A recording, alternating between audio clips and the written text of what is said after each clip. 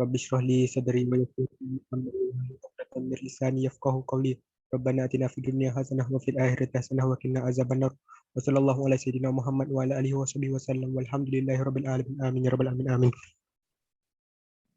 Okey, amin, amin. Okey. So, cikgu akan mulakan slot yang kedua pada malam ini. Okey, slot yang kedua pada malam ini, cikgu nak terangkan untuk soalan bahagian C ya. Okey, soalan bahagian C, cikgu nak fokus pada soalan nombor 11. Okey. Okey, untuk soalan nombor 11 ni sebenarnya merujuk kepada soalan yang berkaitan dengan eksperimen. Okey, ini soalan bahagian C. Okey, cikgu rasa format SPM, format kertas SPM pada minggu lepas cikgu Nur Azmila dah terangkan kepada awak ya. Okey, sains kertas sains SPM ada dua kertas, iaitu kertas 1 dan juga kertas 2. Okey, cikgu recall sekejap lah. Okey, kertas 1 soalan objektif sahaja 40 soalan. Okey, dah dikurangkan daripada 50 soalan kepada 40 soalan sahaja. Okey, dan kertas 2, okey, soalan dah bertambah satu lagi ya. Okey, so kalau format KBSM, okey, soalan eksperimen ini pada soalan nombor 10. Okey, soalan bahagian C nombor 10. Tapi untuk format KSSM, soalan bahagian C ni dia dah bertukar menjadi soalan nombor 11. Okey, so soalan ni jadi di soalan nombor 11. Okey, dan markah dia masih sama ya, markah dia masih sama iaitu 10 markah. Okey, cuma soalan dia kalau cikgu tengok dia punya format dia macam tukar sikit sahaja. Okey, so malam ni kita nak kenalan dengan lebih detail ya berkenaan dengan soalan berkenaan dengan eksperimen ya. Okey, soalan nombor 11. Okey, so sekarang ni cikgu tunjuk satu contoh soalan. Okey, kita tengok contoh soalan ni. Okey, kaji maklumat berikut. Okey, gajah jantan dewasa lebih berat daripada gajah betina dewasa. Okey, ini contoh soalan. Okey, penjaga zoo Melaka mendapati gajah jantan dewasa menghasilkan lekukan pada permukaan tanah yang lebih dalam daripada gajah betina. Okey, seterusnya soalannya. Okey, A, nyatakan satu penyataan masalah daripada maklumat di atas. Okay. Kemudian B, cadangkan satu hipotesis untuk menyiasat penyataan di atas. Soalan C, berdasarkan situasi di atas, cadangkan satu eksperimen untuk menyiasat hipotesis di atas dengan menggunakan pemberat 20 Newton, pemberat 40 Newton, satu bongkah kayu, plastisin dan pembaris. Huraian anda haruslah mengandungi aspek-aspek berikut. Okey, aspeknya yang pertama tujuan eksperimen, yang kedua mengenal pasti pemboleh ubah, yang ketiga prosedur atau kaedah, yang keempat penjadualan data. Okey, awak nampak soalan ni? Okey. Nampak soalan cikgu tadi kan? Nampak tak kelas? Nampak. Okey, nampak tak kelas soalan tadi? Ya, nampak. Nampak kan? Karin turun respon. Okey. Dalam meeting sekarang. Apa anda rasa bila dapat soalan macam ni? Susah ke senang? Dia tengah-tengah cikgu. Dia tengah-tengah. Oh, tak susah, tak senang. Okey. Dia senang kalau faham dan tahu mana satu eksperimen yang terlibat, susah bila tak dapat clue eksperimen. Betul tak? Betul cikgu, tak? betul. Contoh. Okey, so ada pelajar akan rasa, wah kacang je ni. Okey, boleh skor markah penuh. Okey, ada pelajar yang terus blur, tak nampak jalan nak jawab soalan ni, dia akan tinggalkan terus soalan nombor 11 ni. Sayang sebab soalan ni 11 markah, 10 markah. So, kita tengok apa maklumat yang terdapat dalam soalan nombor 11. Mari kita cuba bedah soalan nombor 11 ni. Okey, apa yang ada dalam soalan nombor 11? Okey. Soalan nombor 11, dia akan bagi satu situasi kepada awak. Biasanya situasi itu berkaitan dengan eksperimen yang ada dalam silibus tingkatan 4 ataupun tingkatan 5. Okey. So awak ada banyak tajuk eksperimen tingkatan 4, ada banyak tajuk eksperimen tingkatan 5. Semua eksperimen yang ada dalam silibus, okey, dia boleh jadi salah satu Okay, soalan nombor 11. So, awak kena kuasai semua eksperimen yang ada dalam silibus tingkatan 4 dan juga eksperimen dalam silibus tingkatan 5. Okay, so dalam soalan nombor 11, dia akan bagi satu situasi. Situasi itu kadang-kadang jelas. Okay, awak baca sekali imbas saja orang tahu, oh ini eksperimen ini. Tapi kadang-kadang bila baca saja situasi soalan, kita macam, apa soalan ni ya? Berkaitan dengan eksperimen yang mana satu. Macam awak blur. Okay, tak nampak eksperimen yang mana satu. Okay, so kita tengok sekejap. Okey, tadi awak tengok contoh soalan, cikgu bagi contoh soalan berkaitan dengan gajah. Okey, apa maklumat-maklumat yang ada dalam soalan, yang diminta dalam soalan? Okey, soalan ini akan minta awak yang pertama menyatakan penyataan masalah. Okey, penyataan masalah ni markah dia 1. Okey, kemudian awak diminta untuk bina hipotesis. Hipotesis ni markah dia 1. Okey, kemudian okey, soalan C, dia akan minta pelajar-pelajar untuk merangka eksperimen. Okey, so dalam merangka eksperimen ni awak kena ikut kehendak soalan. Apa kehendak soalan? Okey, yang pertama soalan akan minta awak nyatakan tujuan eksperimen.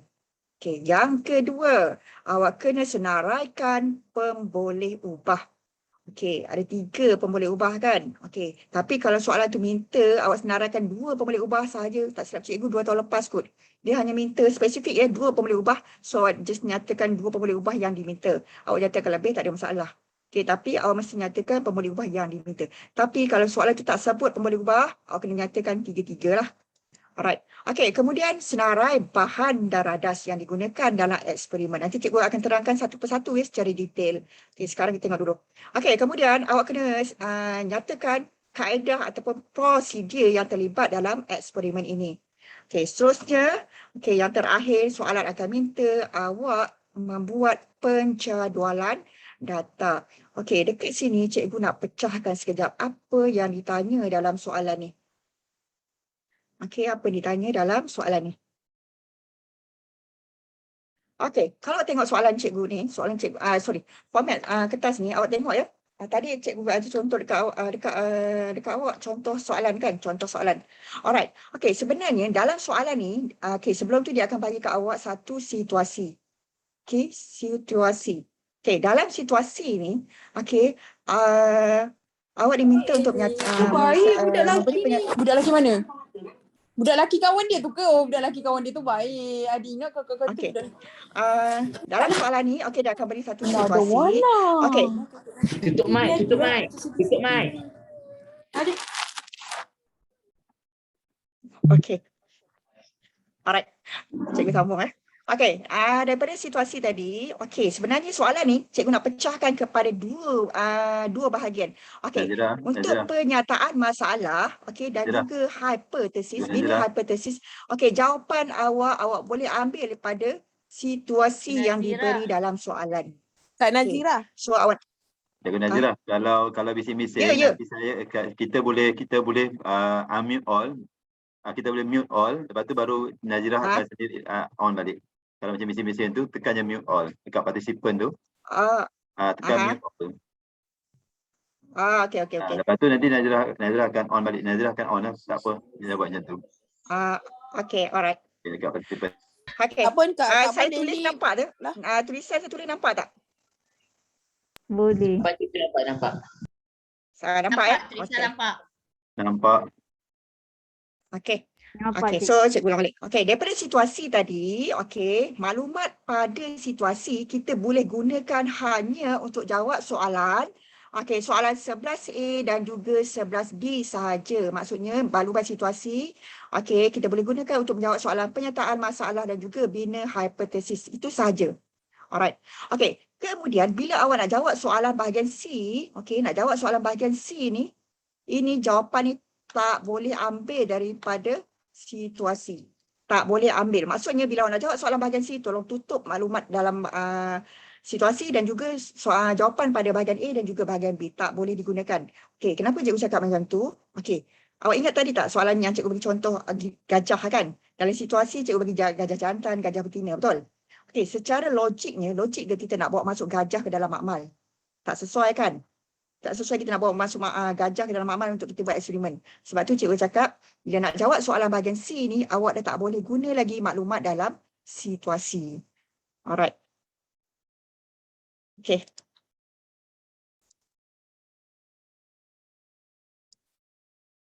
Okay. Kita pergi kepada satu. Lepas.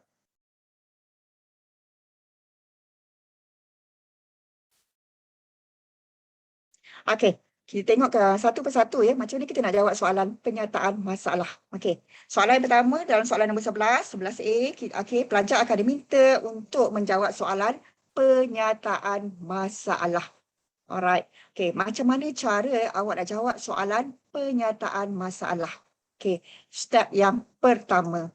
Okay. Step yang pertama. Okay. Apa yang perlu awak lakukan ialah baca, okay, dan fahamkan kenyataan yang diberikan. Okay. Baca dan fahamkan kenyataan yang diberikan. Okay. Kenyataan atau situasi ni biasanya mungkin diberi dalam bentuk petikan, rajah ataupun dialog. Okay. Kadang-kadang ada rajah, ada maklumat. Kadang-kadang diberi petikan, ada maklumat. Okay, kadang-kadang diberi dialog, ada maklumat. So sebenarnya dalam sains ni, semua sama ada petikan ke, rajah ke, dialog ke, semua itu sebenarnya bantuan maklumat untuk pelajar-pelajar mencari jawapan. Okay. So daripada situasi yang awak baca tadi, okay, awak perlu mencari dua perkara. Okey, apa yang perlu awak cari? Okey, dalam situasi yang diberikan, awak tolong cari yang pertama maklumat PM. Apa dia PM? Pemboleh ubah dimanipulasi. Okey, so baca soalan, baca situasi semula dengan teliti. Okey, daripada situasi yang awak baca tu, tolong kenal pasti perkara yang berbeza. Okey, so perkara yang berbeza itu ialah maklumat bagi pemboleh ubah dimanipulasi. Okey, kemudian dalam situasi yang awak baca itu juga, okey, cari maklumat yang kedua. Maklumat yang kedua ialah maklumat PB ataupun pemboleh ubah bergerak balas. Tolong cari dua maklumat ini sampai jumpa dalam situasi. Okey, sebab apa cikgu cakap kena cari sampai jumpa? Sebab awak perlu gunakan maklumat pemboleh ubah dimanipulasi dan juga pemboleh ubah bergerak balas untuk menulis jawapan bagi penyataan masalah. Sebenarnya pemboleh ubah dimanipulasi dan juga pemboleh ubah bergerak balas ni sangat penting ya, sebab dia akan digunakan untuk menjawab soalan-soalan seterusnya. Okey, so tadi daripada situasi yang awak dah baca tu, awak dah jumpa pemboleh ubah dimanipulasi, jumpa pemboleh ubah bergerak balas. Okey, sekarang awak dah ada maklumat penting ni, kita boleh jawab atas soalan penyataan masalah. Formula dia sangat senang. Macam mana cara nak bina jawapan penyataan masalah? Okey, formula dia ialah, okey, formula dia kenapa Okey, ayat awak mesti bermula dengan kata soal. Okey, kata soal ni, contoh kata soal apakah, adakah, okey, itu kata soal. So kata soal ni awak letak kat depan sekali ayat awak. Okey, kemudian selepas kata soal, kita cari maklumat. Kita dah ada tadi maklumat pemboleh ubah kan? Pemboleh ubah dimanipulasi, betul? Okey, kata soal, kemudian maklumat kesan pemboleh ubah dimanipulasi ke atas pemboleh ubah bergerak balas. Okey, tutup ayat penyataan masalah dengan tanda soal. So, siaplah jawapan penyataan masalah. So, ingat formula dia untuk bina jawapan penyataan masalah, mulakan ayat dengan kata soal. Contohnya biasa dalam buku teks, dia akan guna perkataan apakah, mengikut kesusahan eksperimen lah. Okey, contoh, apakah? Kemudian, maklumat pemboleh ubah dimanipulasi ke atas pemboleh ubah bergerak balas dan tutup ayat penyataan masalah dengan tanda soal. Okey, lengkaplah jawapan untuk penyataan masalah. Okey, itu soalan 11A. Tolong ingat formula ni. Okey, seterusnya cikgu nak pergi kepada 11B.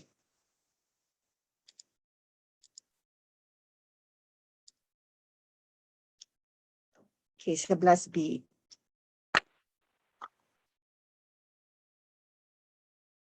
Okey, so 11B soalan akan minta awak membuat hipotesis ataupun membina hipotesis. Okey, macam mana nak bina hipotesis? Okey, ini cara kita nak bina hipotesis. Okey, tolong ingat ya, 11A dan 11B sahaja awak boleh cari maklumat daripada situasi. Okey, so macam mana kita nak bina hipotesis? Okey, sama juga, masih kita akan cari juga maklumat daripada petikan rajah ataupun dialog. Maksud cikgu di sini ialah awak kena baca situasi yang diberikan, fahamkan maklumat yang diberikan dalam situasi. Okey, so maklumat apa yang perlu awak kenal pasti dalam situasi? Okey, masih juga maklumat yang pertama iaitu pemboleh ubah dimanipulasi. Mesti cari sampai jumpa pemboleh ubah dimanipulasi. Okey, kemudian maklumat yang kedua ialah pemboleh ubah bergerak balas. Okey, sebenarnya kalau ada jumpa maklumat pemboleh ubah dimanipulasi dan juga pemboleh ubah bergerak balas, masa awak jawab soalan 11A tadi, awak just terus guna sahaja untuk jawab soalan hipotesis. Okey, cara untuk bina ayat hipotesis ialah mesti ada maklumat PM dan juga PB. Mesti ada maklumat pemboleh ubah dimanipulasi dan juga maklumat pemboleh ubah bergerak balas. Okey, cara dia untuk hipotesis sebenarnya boleh guna 3 format membina hipotesis macam dalam kelas biasa ya. Okey. Biasa dalam kelas cikgu akan ajar. Okey. Cara yang pertama, kita boleh guna semakin PM semakin PB. Okey, itu cara yang pertama lah. Alright. Okey, tapi bergantung kepada situasi eksperimen. Okey, ataupun cara lain, jika PM, maka PB. Alright. PM awak dah ada maklumat tadi, PB pun awak dah ada maklumat. Okey, ini cara yang kedua. Ataupun cara yang ketiga, awak boleh guna ayat umum dengan syarat maklumat dalam ayat umum tu adalah gabungan PM dan juga PB. Okey, PM datang dahulu baru PB. Okey, so ini 3 cara untuk pelajar menulis jawapan hipotesis. Okey, sebenarnya untuk hipotesis ni dia ada 2 pilihan jawapan, ada 2 peluang untuk pelajar tulis jawapan. Hanya untuk soalan 11A, 11B sahaja. Untuk bahagian soalan kertas 2 bahagian A tak boleh guna situasi.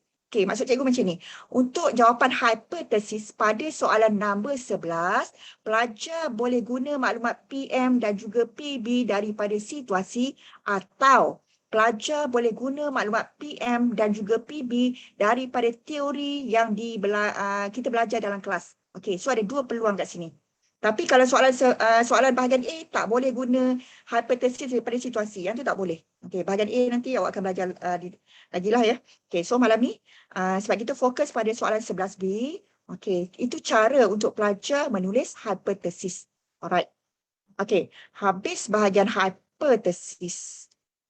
Okey, sekarang kita pergi kepada cikgu pergi kepada cara menjawab dulu ya. Alright.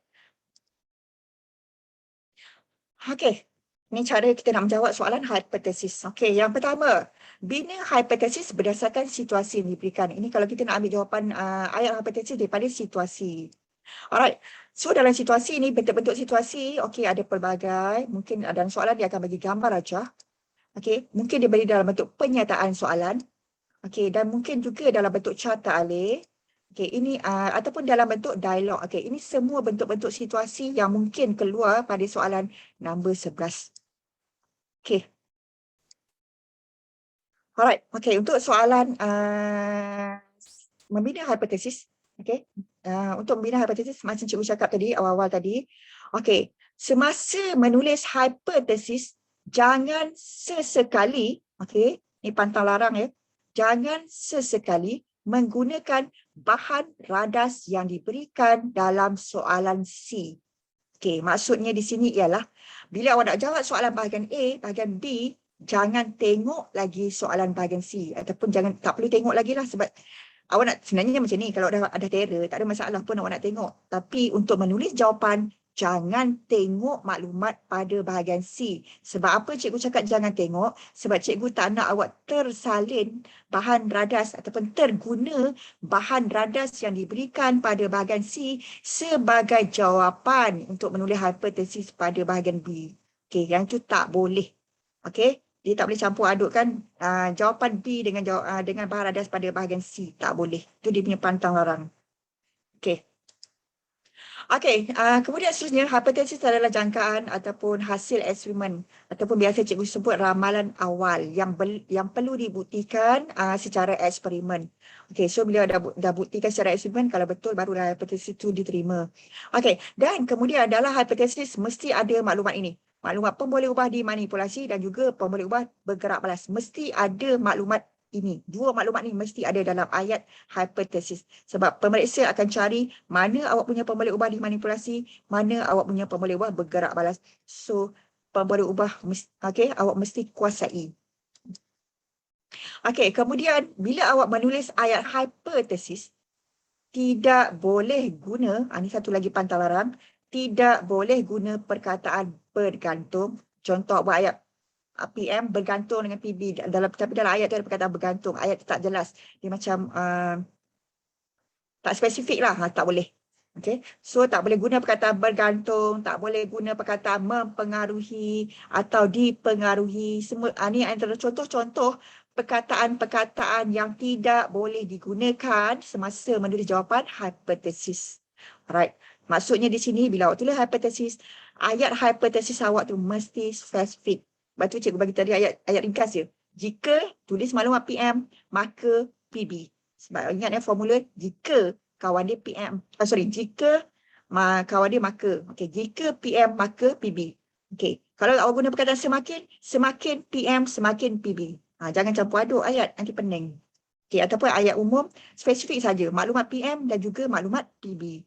Alright, itu cara kita nak menulis hipotesis. Okey ke setakat ni? Okey. Okey ke KO ni? Okey. Okey, cikgu. Okey. Okey jangan tidur Alright. Okey, so kita teruskan. Okey. Habis bahagian 11A dan juga 11B. Okey, sekarang kita nak jawab soalan 11C. Okey, soalan 11C ni sebenarnya berkaitan dengan merangka eksperimen. Okey, macam mana kita nak jawab soalan merangka eksperimen? Tengok step-step dia. Okey, pantang larang yang pertama. Jangan lihat soalan nombor 11A dan 11B. Okey, kalau awak takut keliru, tutup soalan 11A, 11B. Tutup daripada situasi. Okey, maklumat situasi tu awak dah lupakan. Okey, kemudian jangan tengok lagi 11A, jangan tengok lagi 11B. Fokus sekarang hanya pada maklumat 11C. Okey. Itu pantang larang yang pertama. Sebab apa cikgu cakap macam tu? Sebab awak dah tak boleh lagi guna maklumat situasi untuk jawab soalan 11C.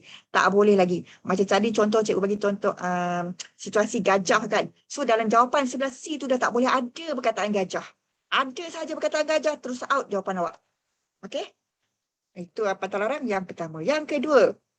Okey, biasanya dalam soalan 11C ni, anda akan diberikan senarai bahan dan radas yang tidak mencukupi. Biasa dia akan hilangkan satu. Biasa radas lah. Okey, biasanya radas. Okey. Ataupun dalam soalan dia akan sebut, dia bagi senarai bahan dan radas, kemudian serta radas lain. Dia ada perkataan lain dekat belakang tu.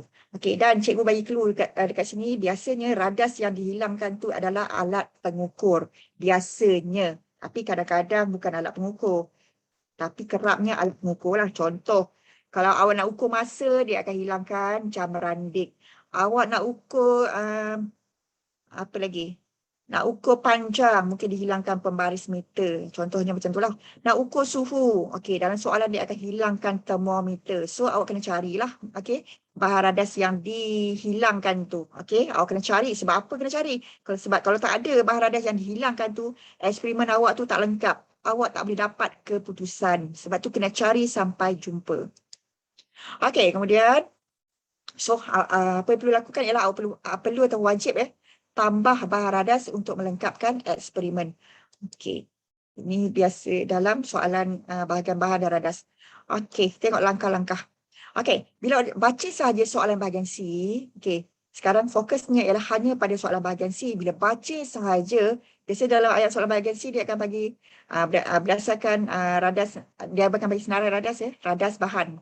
Okey, apa yang perlu awak lakukan ialah tolong highlightkan, tak kisahlah guna highlight marker ke, nak guna pen warna yang lebih terang ke. Cuba kalau guna pen merah, jangan tulis jawapan guna pen merah lah ya. Nak highlightkan dalam soalan tu boleh, tak ada masalah. Okay, so tolong highlightkan ataupun gariskan. Okay, senarai bahan radas yang diberikan dalam soalan. So, bila baca soalan, tolong baca dengan teliti. Jangan baca. Lepas tu, macam dia baca sambil lewa. Okay, nanti awak akan tertinggal maklumat. So, baca soalan dengan teliti, highlightkan senarai bahan radas yang diberikan dalam soalan. Tak apa, kata soalan awak tu nampak colourful pun tak apa, tak ada masalah. Okay. Kemudian, okay, daripada senarai bahan dan radas yang diberikan tadi, awak boleh buat lakaran. Ini bukan nak tulis jawapan betul-betul lagi ni. Awak buat lakaran dulu. Mungkin sebab macam ni bila awak jawab soalan nombor 11 ni, awak akan jawab soalan dalam kertas kajang dia bukan awak isi tempat kosong. Awak akan dapat kertas kajang spring kosong. Okey, so gunalah kertas kajang diberi kat awak banyak-banyak tu. Kalau tak ada kertas kajang dah habis, awak angkatlah tangan minta kertas kajang. Okey, awak buat contengan lakaran. Okey, so apa yang perlu awak buat ialah awak dah highlightkan senarai bahan dan radas tadi. Okey, so daripada bahan dan radas tadi, awak ada satu-satu tiap-tiap bahan dan radas tu, awak tolong buat lakaran. Okey, rajah eksperimen. Ini bukan lukis betul-betul lagi, just lakaran. Okey, lukis maksudnya bila awak lukis ni, awak pastikan semua senarai bahan dan radas diberikan kepada awak tu ada dalam rajah awak tu. Okey, jangan tertinggal walaupun satu. Okey, kalau dah lukis rajah ataupun lakaran eksperimen tadi, awak lukis, awak kat situ lah awak boleh detect sebenarnya. Okey, apa bahan ataupun radas yang tak cukup. Dekat situ lah awak boleh detect, awak boleh kesan. Oh, tak ada ni jam randik ni. Oh, tak ada pembaris meter ni. Okey, dekat situ lah. Okey. Okey, kemudian pada lakaran tadi, cikgu cakap tentukan bahan radas yang tidak mencukupi. Alright. Okey, daripada senarai lakaran tadi, okey, ataupun sebenarnya macam ni, bukan sekadar lakaran je. Bila awak baca bahan dan radas tu, sebenarnya awak boleh tentukan maklumat pemboleh ubah dimanipulasi, pemboleh ubah bergerak balas dan pemboleh ubah yang dimalatkan. Okey, dasar lakaran awak. Sebenarnya lakaran ataupun senarai bahan radas. Okey, kejap lagi kita pergi detail. Okey, bila dah siap lakaran ni, barulah kita boleh mula menulis jawapan untuk bahagian C. Okey, sekarang kita tengok. Okey, daripada senarai bahan radas tadi, okey, cikgu cakap tadi awak boleh buat lakaran kan? Okey, so apa yang awak nak tentukan? Okey, daripada senarai bahan dan radas tadi, sebenarnya ada maklumat. Okey, maklumat apa? Maklumat, okey, PM. Dan juga kadang-kadang awak boleh tentukan juga maklumat PB. Ini biasa lebih mudah kalau maklumatnya berkaitan dengan alat pengukur. Okey, tapi PM memang boleh cari daripada senarai bahan dan radas. Alright, so sebab tu cikgu cakap tadi, langkah yang pertama bila baca soalan bahagian C, tolong baca dengan teliti, highlightkan senarai bahan radas yang diberi. Bila awak highlightkan tu, awak tolong fokus pada maklumat pemboleh ubah dimanipulasi. Memang ada dalam soalan. Dan biasanya maklumat pemboleh ubah dimanipulasi ni, dia awal-awal dia 2-3 bahan yang pertama tu.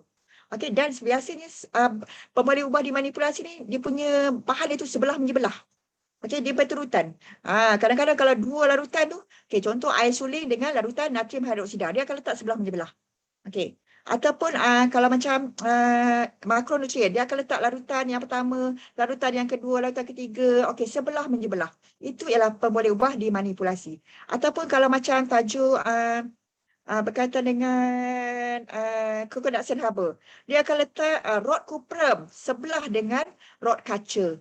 Itu ialah pemboleh ubah dimanipulasi. Okay, so bila baca bahan dan radas, tolong fokus dekat mana ataupun tolong cari dulu mana bahan yang melibatkan pemboleh ubah dimanipulasi. Okay, awak dah tahu pemboleh ubah dimanipulasi, sebenarnya awak dah boleh agak apa dia punya pemboleh ubah bergerak balas. Okey, dah ada maklumat pemboleh ubah, barulah kita mudah nak bina ayat ataupun nak buat tujuan. Kenapa cikgu kata mudah? selagi awak tak ada dua maklumat ni, pemboleh ubah dimanipulasi dan juga pemboleh ubah bergerak balas, macam mana awak nak buat ayat tujuan? Okey, macam mana kita nak buat ayat tujuan? Right. Ini format dia. Untuk awak menulis jawapan tujuan, okey, formatnya ialah mesti mulakan ayat awak dengan untuk mengkaji. Ataupun tak sukalah ayat mengkaji ni macam tak best. Startlah ayat dengan, tapi mesti ada kat depan ni untuk. Untuk perkataan mengkaji ni awak tukarlah dengan untuk menyiasat. Pun boleh, tak ada masalah. So awak tolong ingat, untuk bina ayat tujuan, mesti mula dengan perkataan untuk mengkaji ataupun untuk menyiasat. Okey. Kemudian hubungan ni, okey, biasa hubungan tengok juga ayat lah, sesuai ke tak sesuai. Alright, tapi maklumat seterusnya yang mesti ada ialah antara PM, okey, antara PM terhadap PB. Okey, antara PM terhadap PB. Okey, itu maklumat yang perlu ada dalam ayat tujuan. So awak nampak tak dekat sini? Awak dapat tak kesan pentingnya awak kesan maklumat pemboleh ubah. Okey, mesti jumpa dulu maklumat pemboleh ubah, dimanipulasi dan juga pemboleh ubah bergerak balas untuk kita bergerak ke jawapan seterusnya. Awak tak jumpa maklumat pemboleh ubah ni, cikgu rasa awak akan sangkut dekat sini, stuck. Tak boleh nak tulis jawapan yang lain. Sebab apa? Semua jawapan yang lain tu, yang seterusnya melibatkan maklumat pemboleh ubah. Okey, paling penting pemboleh ubah dimanipulasi dan juga pemboleh ubah bergerak balas. Okey. So sekarang awak dah ada maklumat pemboleh ubah dimanipulasi, awak dah ada maklumat pemboleh ubah bergerak balas. Kita dah boleh tulis jawapan untuk tujuan. Okey, kita pergi seterusnya.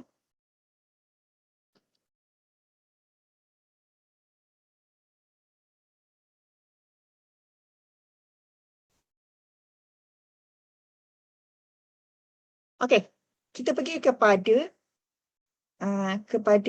prosedur ataupun kepada cara-cara, okey, cara-cara eksperimen itu dijalankan. Okey. Untuk bahagian merangka eksperimen soalan 11C, okey, langkah seterusnya ialah membuat prosedur. Okey, membuat prosedur ni, okey, markah dia 4. Okey, markah dia 4. Okey, dekat sini awak ada 4 markah. 4 markah. Macam mana kita nak dapat 4 markah? Senang je. Okey. Langkah yang pertama, ini memang pemeriksa suka sangat. Okey. Sebab apa? Okey, bila pemeriksa dia makin awak punya jawapan tu, skrip jawapan awak tu, mata dia yang pertama sekali dia akan tengok pada rajah. Okey, so apa yang perlu awak buat ialah awak tolong lukis rajah. Okey, tadi cikgu dah suruh awak buat lakaran kan? So lakaran itulah kita guna kat sini. Okey, nak lukis berapa banyak rajah? Kebiasaannya tolong lukis 2 rajah. Okey, lukis 2 rajah. Apa yang ada pada rajah tersebut? Okey, maklumat yang ada pada rajah, okey, 2 rajah ni, maklumat yang ada pada rajah ialah PMR ataupun pemboleh ubah dimalarkan, kemudian pemboleh ubah dimanipulasi. 2 maklumat ini sahaja yang ada pada rajah. Okey, sebenarnya bila awak lukis rajah ni, 3 markah dalam tangan. Dengan syarat rajah yang awak lukis tu betul, ada maklumat pemboleh ubah dimalarkan, ada maklumat pemboleh ubah dimanipulasi. Okey, dan awak label rajah awak tu dengan lengkap. Okey, 3 markah dalam tangan. Kenapa cikgu cakap 3 markah, bukan 4 markah? Okey, macam ni. Untuk bahagian prosedur, markah penuhnya 4, maksimum 4 markah. Tapi cikgu cakap kalau lukis rajah lengkap, berlabel, semua maklumat ada terutamanya maklumat pemboleh ubah dimalarkan, ada maklumat pemboleh ubah dimanipulasi, 3 markah dalam tangan. Kenapa cikgu cakap macam tu? Sebab markah yang keempat ialah markah untuk pemboleh ubah bergerak balas. Pemboleh ubah bergerak balas kita tak boleh tunjuk dekat rajah sebab yang itu direkodkan dalam jadual. Okey, so yang itu sahaja yang awak kena tulis ayat. Okey, kita pergi satu persatu. Okey, so apa yang perlu awak lukis? Tadi cikgu kata mesti ada pemboleh ubah dimalarkan, pemboleh ubah dimanipulasi. Okey, dah lengkap rajah awak. Okey, awak boleh tulis ayat. Ini nak backup sebenarnya. Kalau rajah awak dah lengkap tu, sebenarnya ayat kat bawah ni backup saja untuk maklumat pada rajah tu. Tapi in case awak lukis rajah, dah lukis rajah tapi tak ada label, awak tak dapat markah ya. Sia-sia je lukis. Okey, lukis rajah bukan cantik lagi tapi lupa nak label. Penduduk bangsa lupa nak label, pembaris lupa nak label, contohlah ya. Okey, so awak tak dapat markah lah kat situ. Rajah tu macam sekadar hiasan je lah. Okay? Dia tak membantu awak dapat markah. Sebab tu cikgu cakap dalam sains, rajah mesti ada label, wajib ada label. Okay, daripada rajah awak lukis tadi, okay, so dekat rajah ni macam ni. Sebab apa cikgu cakap dua rajah? Okay, dalam rajah ni, okay, dua rajah ni, semua maklumat sama. Sebab apa sama? Sebab dia pemboleh ubah dimalarkan. Cuma pada satu bahagian sahaja awak tukar. Apa maklumat yang awak nak tukar? Awak hanya tukar satu perkara sahaja. Pada rajah yang kedua tu awak salin balik, copy balik rajah yang pertama. Okey. Kemudian awak hanya tukar pemboleh ubah dimanipulasi sahaja pada rajah yang kedua. Yang lain tu awak kekalkan sama. Sebab yang lain tu ialah pemboleh ubah dimalarkan. Itu cara kita nak dapat 3 markah daripada rajah. Okey, dah siap awak punya rajah? Okey, kita cubalah tulis ayat. Okey, biasanya ayat 5 ayat dah cukup dah sebenarnya. Boleh cover awak punya prosedur. Okey, ayat yang pertama. Ini ayat standard lah. Yang pertama tadi awak dah bikin rajah kan? So, ayat yang pertama awak susun, buat ayat macam ni. Susun bahan dan radas seperti pada rajah di atas. Ini ayat standard. Okey, ayat ni biasanya memang ada dekat ayat pertama mana-mana prosedur. Tapi ayat yang pertama ni tak ada markah. Awak jangan ingat, oh cikgu saya dah tulis dah satu ayat dengan harapan dapat markah. Okey, yang ini tak ada markah. Susun bahan dan radas seperti pada rajah di atas. Ini tak ada markah. Markah datang dekat mana? Biasanya ayat kedua lah. Alright. Ayat kedua ni awak mungkin masukkan ke, letakkan ke, lekatkan ke. Okey, contoh. Okey. Itu ayat yang kedua. Okey, ayat yang kedua ni sebenarnya kita nak menceritakan maklumat pemboleh ubah dimanipulasi yang pertama. Ini kita nak ceritakan maklumat pada rajah yang pertama. So, dalam rajah yang pertama tadi, awak ada maklumat pemboleh ubah dimanipulasi. Okey, so maklumat pemboleh ubah dimanipulasi biasa 2 je lah dalam SPM. Okey. So, ayat yang kedua ni melibatkan maklumat pemboleh ubah dimanipulasi. So, pemeriksa akan jumpa maklumat pemboleh ubah dimanipulasi, awak akan dapat 1 markah kat sini. Okey, kemudian ayat seterusnya ialah ayat yang menceritakan proses yang berlaku. So, ayat yang melibatkan proses ya. Proses ni ialah ayat yang dapat markah yang kedua. Okey, bagaimana eksperimen itu dijalankan? Ukur ke apa ke untuk kita dapat keputusan. Okey, ayat proses untuk kita dapatkan keputusan. Itu maklumat yang akan beri markah yang kedua. Okey, ayat yang ketiga, okey, yang penting untuk awak dapat markah yang ketiga ialah awak ulang semula eksperimen ataupun macam contoh dalam ni, ulang semula langkah, okey, langkah 1 hingga 3 dengan menggantikan PM1 tadi, awak gantikan dengan maklumat PM yang kedua ataupun pemboleh ubah manipulasi yang kedua. Ini markah yang ketiga. Okey. Ini markah yang ketiga. Alright, seterusnya markah yang keempat dekat mana? Okey, markah yang keempat ini memang tak ada dekat rajah awak. So kalau terlupa tulis ayat ni, record ke, catatkan ke, okey, biasa recordkan, catatkan, apa lagi ya, yang menunjukkan kita boleh menulis pemerhatian ataupun menulis keputusan. Okey, ayat ini kalau terlupa tulis memang awak automatik akan hilang 1 markah. Okey, ini ayat wajib tolong ingat, paling penting untuk dapat markah yang keempat. Okey, markah keempat ni ialah rekodkan keputusan sebenarnya. Itu pemboleh ubah bergerak balas. Okey, rekodkan maklumat berkaitan dengan pemboleh ubah bergerak balas. Nak rekod dekat mana? Rekod dalam jadual. Biasanya jadual lah. Okey, ataupun kalau soalan berkaitan bio ni lakat, tapi cikgu rasa sains dia tak ada lakar-lakar ni. Dia semua jadual. Alright. So, markah yang keempat datang daripada ayat ni tu hafal. Kalau rasa macam mana awak tak tahu nak buat sendiri, hafal lah ni, record kan. Okey, apa maklumat pemboleh ubah bergerak balas yang awak berkaitan dengan eksperimen yang kita lakukan tu, okey, dalam jadual. So dapatlah 4 markah. Ini markah yang keempat. Alright. So senang je kan nak buat prosedur. Pastikan awak lukis rajah. Biasanya kalau soalan tu bagi 2 jenis pemboleh ubah dimanipulasi, okey, so rajah awak 2 je lah. Okey, dalam rajah tu mesti ada maklumat pemboleh ubah dimalarkan, mesti ada maklumat pemboleh ubah dimanipulasi. Pemboleh ubah dimanipulasi, okey, dalam kad rajah tu tukar hanya pada satu tempat sajalah untuk pemboleh ubah dimanipulasi. Kemudian tulis ayat untuk backup kita punya rajah supaya manalah tahu rajah kita kurang lengkap, pemeriksa tak jumpa lagi 1 markah kat mana, dia akan cari dekat ayat ni. So ayat awak yang pertama, ayat standard, tolong hafal tapi tak ada markah, tak apa. Just bagi kita punya prosedur nampak cantik. Tapi ayat kedua berkenaan dengan pemboleh ubah dimanipulasi yang pertama. Okey, ayat ketiga berkaitan dengan proses bagaimana eksperimen itu dijalankan supaya kita dapat keputusan eksperimen. Okey, ayat yang keempat kita ulang semula step-step. Okey. Tadi dengan menggantikan pemboleh ubah dimanipulasi yang pertama, gantikan dengan pemboleh ubah dimanipulasi yang kedua. Okey, ayat terakhir rekodkan keputusan dalam jadual. Keputusan apa? Tulislah. Kalau keputusan masa yang diambil untuk paku tekan jatuh, tulislah. Rekodkan masa diambil oleh paku tekan jatuh. Okey, dalam jadual. Contoh macam itulah. Okey, itu ayat prosedur. Okey, sekarang. Okey, kita pergi kepada okey, ini bahagian terakhir dalam soalan nombor 11. Okey, jadual data. Sangat-sangat senang. Penjadualan data. Nama pun jadual data kan. So, mestilah alamak.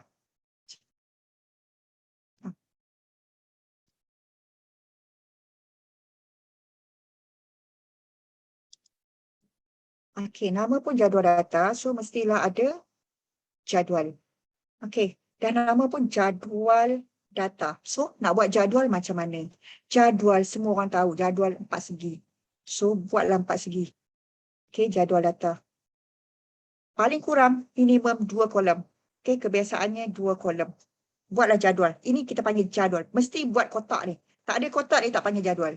Okey, so mesti buat. Sebenarnya cara nak tulis keputusan bahagian jadual data ni ada banyak bentuk, tapi biasa dalam sains jadual lah. Okey, so jadual data, bila kita sebut jadual data, perkara pertama yang pelajar wajib buat ialah buat jadual. Ni jadual 4 segi ni. Okey, ini jadual. Okey, dalam jadual ni maklumat apa yang kita nak masukkan? Okey, kolom yang pertama, tolong masukkan maklumat pemboleh ubah dimanipulasi. Okey, maklumat pemboleh ubah dimanipulasi. Wajib tulis yang kat sini. Alright, okey, kat bawah ni awak nak tulis maklumat apa? Tulislah huraian pemboleh ubah dimanipulasi tadi. Kita ada 2 pemboleh ubah dimanipulasi kan? Kalau 2 lah, biasanya 2. Okey, contoh kalau kata dekat atas ni jenis rod. Kat bawah ni mungkin rod kaca, kemudian rod kupram, contohlah. Okey, so huraian pemboleh ubah dimanipulasi awak tulis dekat bawah ni. Okey, so dekat sini wajib. Alright. Okey, kemudian kolom sebelahnya ni awak tulis maklumat berkaitan dengan pemboleh ubah bergerak balas. Okay, sebab itulah cikgu cakap daripada awal tadi, awak wajib tahu, wajib kenal pasti pemboleh ubah, okey, dimanipulasi dan juga pemboleh ubah bergerak balas. Sebab awak akan guna daripada atas sampai hujung, sampai akhir soalan iaitu penjadualan data, maklumat pemboleh ubah ni akan digunakan. So, kalau tak jumpa maklumat pemboleh ubah ni, memang jam lah awak nak tulis jawapan. Tak jumpa macam mana nak tulis jawapan. Okay, so sekarang awak dah tulis pemboleh ubah dimanipulasi, dah tulis pemboleh ubah bergerak balas.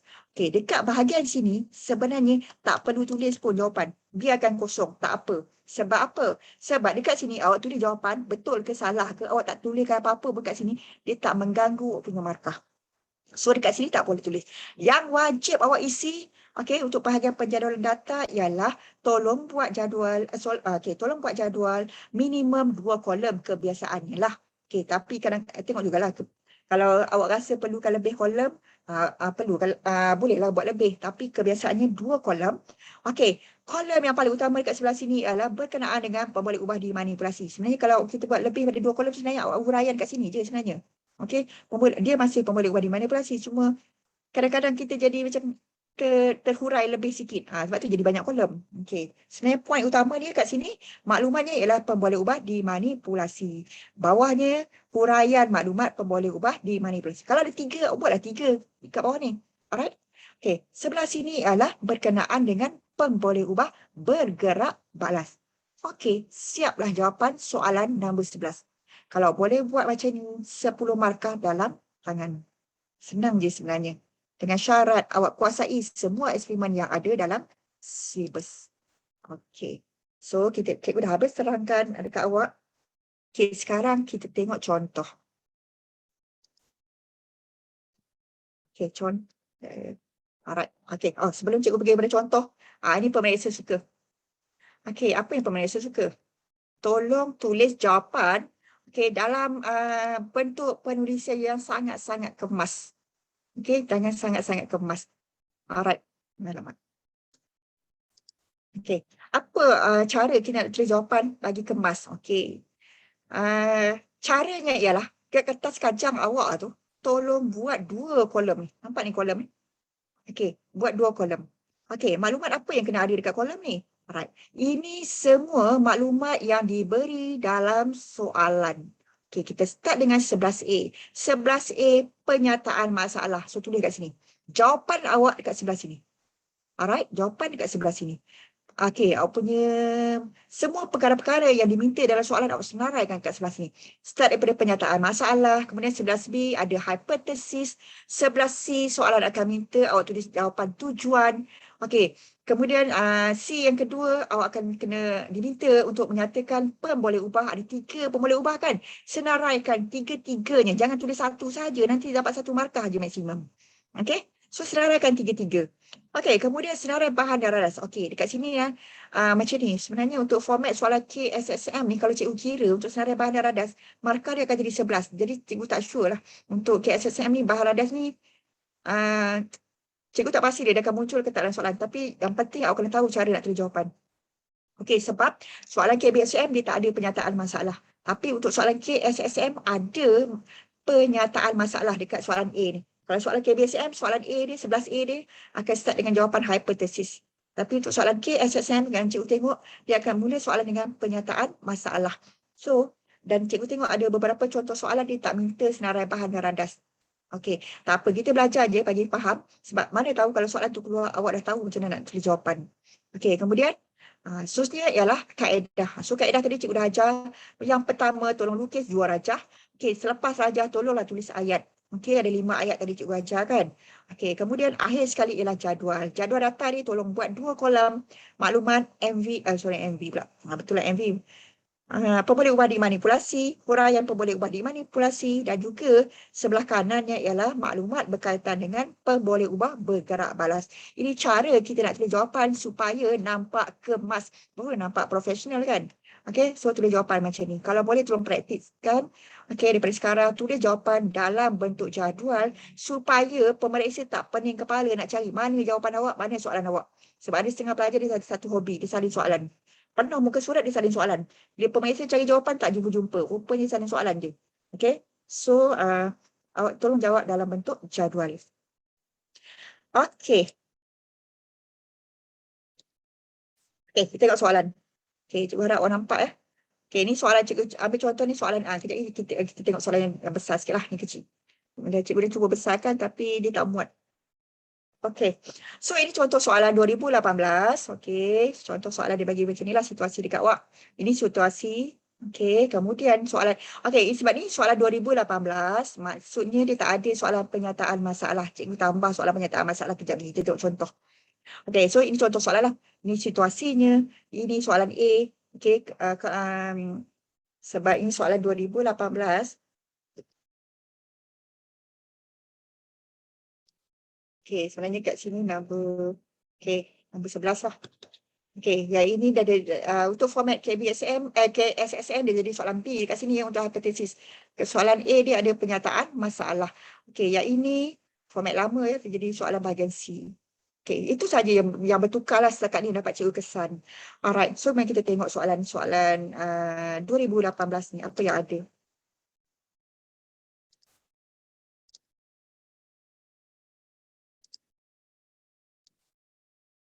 Okey, ini contoh soalan. Okey, ini soalan SPM 2018. Okey, tadi kecil kan tak nampak kan? Ini situasi dia. Terdapat banyak nutrien yang tinggal pada gigi yang tidak dibersihkan. Ini akan menggalakkan aktiviti mikroorganisma dan menyebabkan perebutan gigi. Okey. Ubat gigi bersifat alkali digunakan untuk mencegah masalah ini. Ini contoh situasi soalan SPM. Ini soalan sebenar pada tahun 2018. Okey, sebab ini soalan 2018, soalan dia start dengan soalan A dia, hipotesis. Soalan dia berbunyi, cadangkan satu hipotesis untuk menyiasat situasi di atas. Alright, macam mana kita nak selesaikan soalan ni? Ini sahaja situasi ni. Okey, bila awak baca sahaja situasi, ingat petua cikgu tadi. Cikgu suruh awak cari maklumat apa? dua jenis pemboleh ubah. Betul tak? Betul tak? Betul. Betul ya? Betul. Okay. So daripada situasi ni, awak baca saja situasi ni, tolong fokus cari dua jenis pemboleh ubah, iaitu pemboleh ubah dimanipulasi dan juga pemboleh ubah bergerak balas. Alright, cikgu dah bagi clue dekat awak dekat sini. Okey, boleh tak sebutkan mana pemboleh ubah dimanipulasi? Apa maklumat pemboleh ubah dimanipulasi kat sini?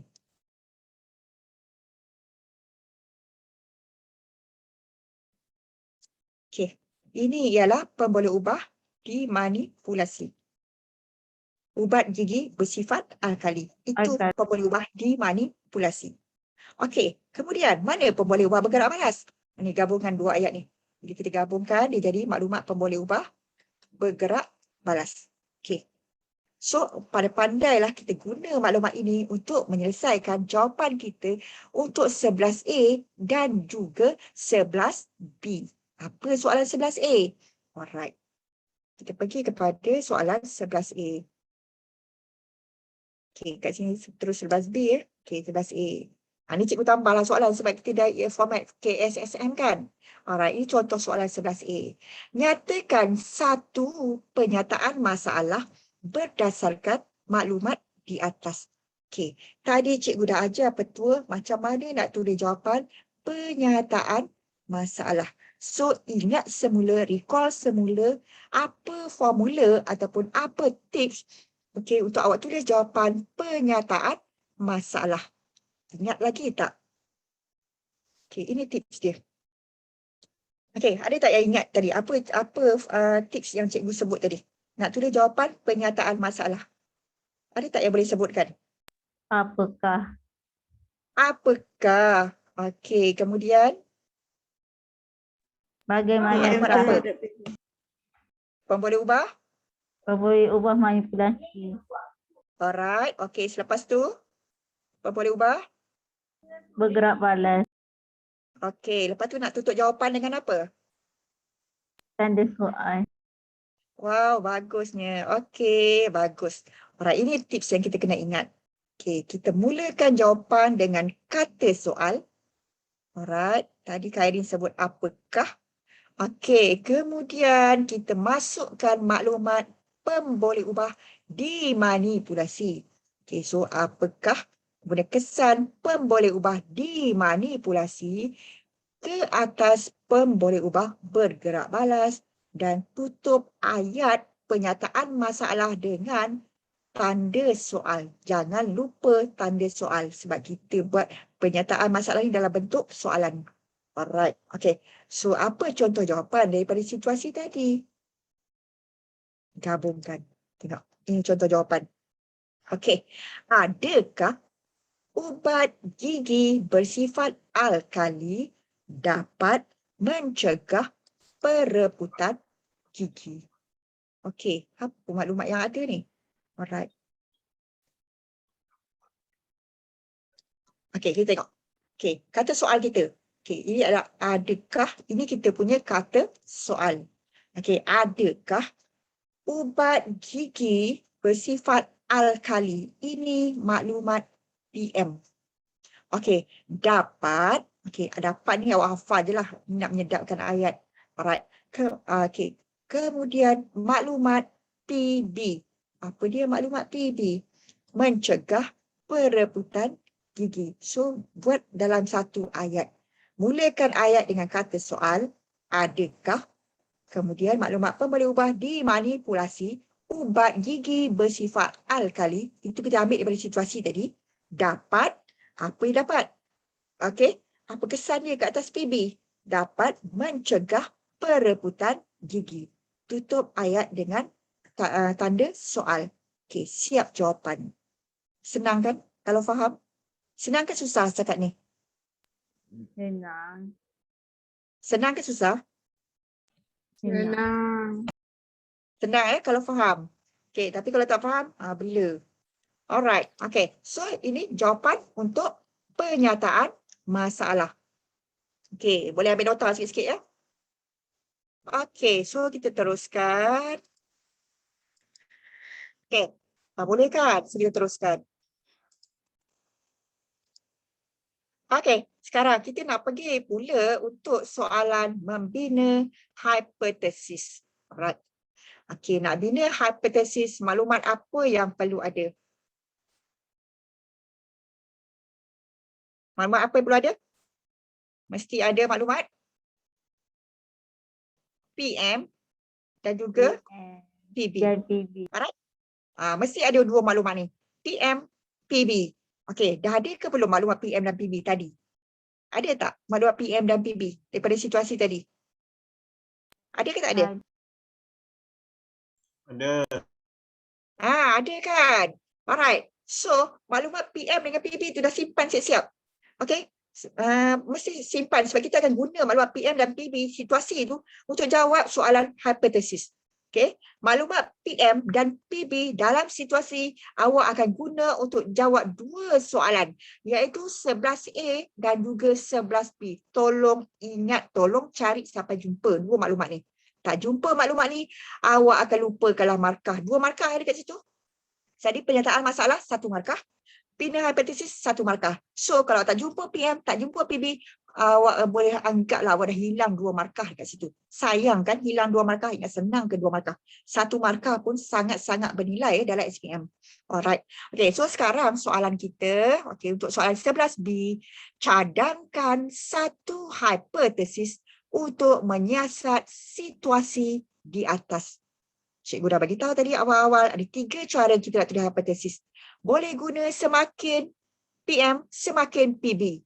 Boleh guna jika PM, maka PB. Ataupun boleh guna ayat umum tapi mesti ada maklumat PM dan juga PB. Okay, dalam kes ini untuk hipotesis tolong hati-hati. Jangan menghantam sembrono je, tak boleh ya. Sebab kadang-kadang eksperimen tak sesuai kita guna jika maka. Kadang-kadang tak sesuai. Kadang-kadang okey. Okay, kita tengok situasi sebab kita kena kaitkan dengan teori juga sebenarnya lah. Okay. Kadang-kadang kita tak boleh guna ayat semakin PM, semakin PB untuk eksperimen tersebut. So, bila awak nak jawab soalan hipotesis, awak kena tengok sesuai tak fakta dia tu dengan PM dan PB tu. Sesuai ke tak sesuai dari segi teori. Okay, fakta yang awak nak guna untuk PM dan PB tu sesuai ke tak sesuai. Okay. So, tadi dah ada maklumat PM dan PB. Okay, sekarang macam mana jawapan dia? Okay. Mesti ada maklumat PM dan PB. Contoh jawapan. Awak tulislah balik. Tadi kan dah ada maklumat ni kan?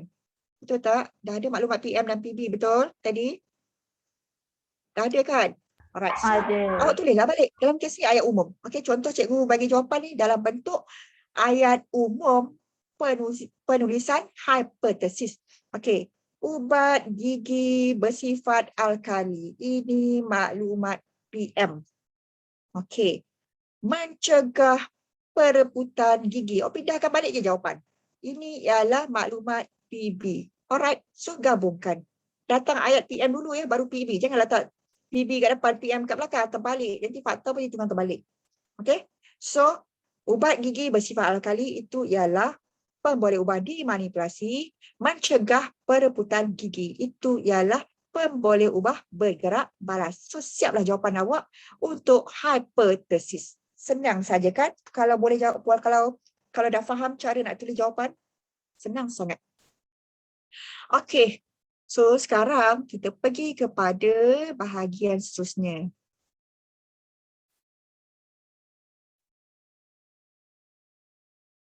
Alright. Kita terus, okay. Sebelum tu, ini cara menulis jawapan dalam bentuk jadual lah. Tadi cikgu cakap jawapan bagi kemas kan?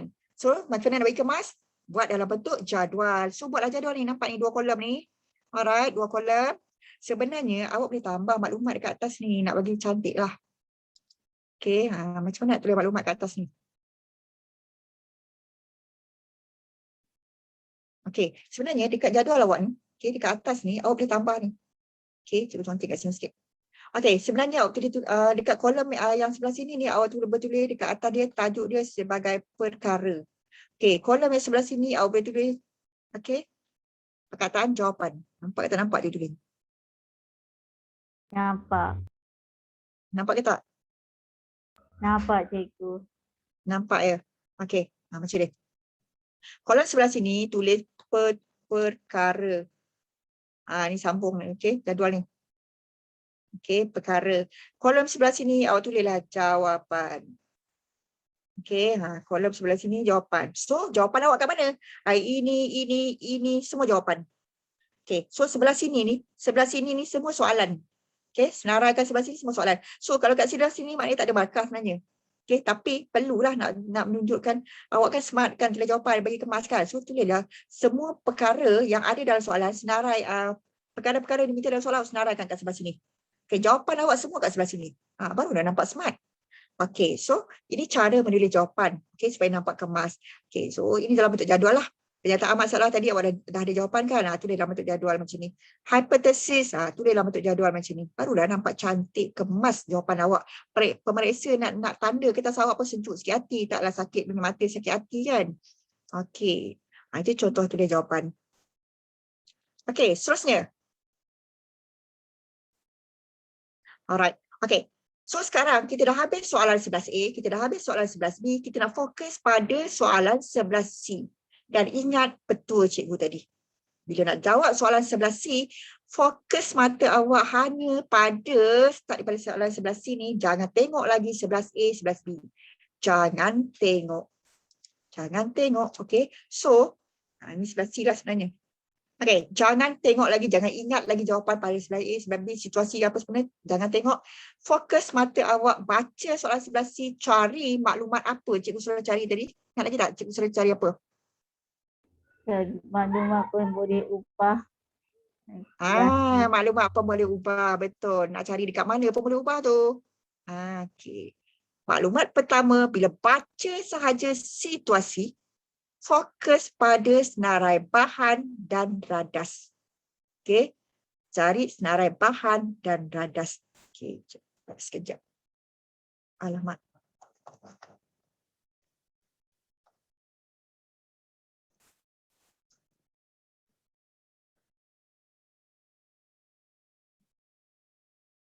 Okey, senarai bahan dan radas. Sorry. Oh, cik. Sekejap. Sorry. Okey.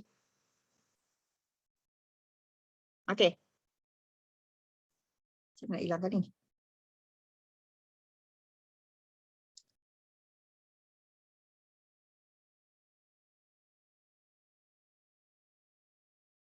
Lama. Okey. So, bila baca soalan, okey, dekat soalan ni kita cari maklumat bahan dan radas.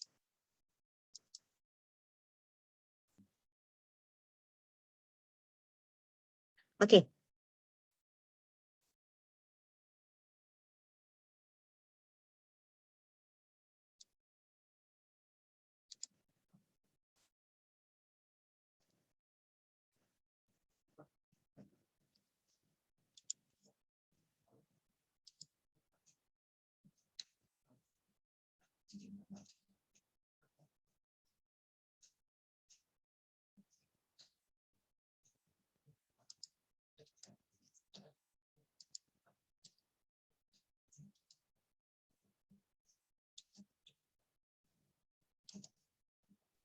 Apa tak boleh start show boleh tu, elok lah. Okey. Okey. Boleh? Ya. Okey. Alright. Okey, so kita baca daripada senarai soalan 11C ni, okey. Fokus mata awak ialah pada bahagian senarai bahan dan radas. Okey, tengok contoh soalan ni. Berdasarkan situasi yang diberi, okey, rancang satu eksperimen untuk menyiasat pertumbuhan bakteria dengan menggunakan, dekat sini cikgu nak awak highlight. Okey, highlight maklumat yang diberi dalam soalan. So, apa yang awak dah highlight? Okey, dengan menggunakan, nampak ya? Okey, maklumat dia air suling, okey, larutan natrium, hidroksida, okey, bubur nutrien, okey, 2 buah tabung uji dan juga satu radas lain. Okey, dekat sini. Okey, nampak tak radas lain? Okey, kat sini dihilangkan satu bahan lain. Okey, so bahan ni awak kena cari. Okey. So, awak highlightkan senarai bahan radas yang diberi. Okey, kemudian kita nak gunakan maklumat ini untuk menjawab soalan. Yang pertama, tujuan. Yang kedua, mengenal pasti pemboleh ubah. Yang ketiga, senarai radas dan bahan. Yang keempat, prosedur. Okey, yang kelima ialah penjadualan data. Okey. Kalau ikut dari segi soalan, turutan soalan sebelah C yang pertama ni dia akan start dengan tujuan. Okey, dia akan start dengan tujuan. Okey, kemudian daripada tujuan dia akan pergi kepada pemboleh ubah, kepada senarai bahan dan radas. Tapi nak mudah kita tulis jawapan, cikgu akan start dengan bahan radas dulu. Sebab apa? Kita akan cari bahan dan radas, kemudian kita akan kenal pasti bahan yang tak ada dalam soalan. Okey, daripada bahan radas yang diberi, awak akan dapat mencari. Okey, mula-mula kita cari bahan radas. Daripada bahan radas, kita boleh cari pemboleh ubah. Daripada pemboleh ubah, kita boleh bina ayat tujuan eksperimen. Lepas tu baru kita buat prosedur. So dekat sini, okey, kita start dengan senarai bahan dan radas.